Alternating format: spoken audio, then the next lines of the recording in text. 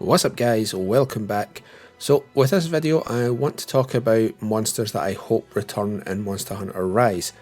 Now with this it's going to be a few different videos because I'm not going to do all the monsters in one go.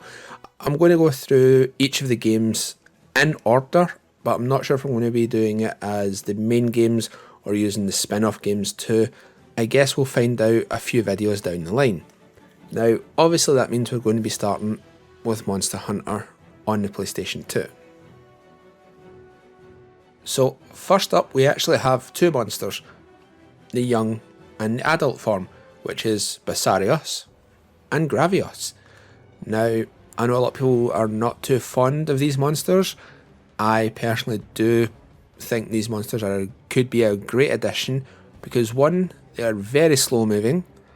I wouldn't say very slow, but they are slower than most. And I think these monsters would be a great way to learn how to use the wire bug properly because, as I said, they move slow and they have a massive hitbox. So if you're wanting to learn how to use the wire bug to get attacks done with it and do combos and things like that, these two monsters could be a really, really good training monster for that. And that's really the only reason I think these two should be in. I like fighting them, mainly because when you mount them they fall over and flop about, but I think these two monsters should be included so that people can learn on a very big and slow moving monster how to use the wire bug in a way to incorporate their attacks with it. That is pretty much it. Next up we have Keizu. I think I'm saying that right. And again, this is a monster that I had a lot of fun fighting. It was interesting. It's one of the weirder looking monsters, and I'm a little annoyed that it wasn't included in Monster Hunter World because I think the new art style that they had with Monster Hunter World would have made this thing look so much worse in a good way. And I feel Keizu could be a fantastic addition, especially for that theme song. You know what I mean. But we need Keizu, I think, because we need weird monsters again. Not just your standard dragons or dinosaurs. We need weird monsters again. And Keizu is one of those that I think would be fantastic for it. Next up, we have Kirin. Kirin is a monster that runs around a lot, is very fast, and can be very annoying. And I think this is going to be the first game where it's not as fast as it used to be, because I think with the extra mobility we're getting from the wire bug, it's going to be so much easier to keep up with this thing.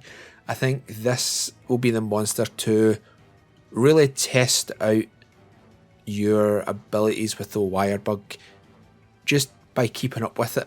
I know the sling hook, the slingshot, I can't remember the exact name of it from Monster Hunter World, allowed you to grapple onto enemies too, but that was just enemies and certain fixed points in the environment. With the wire bug you can literally grab onto thin air.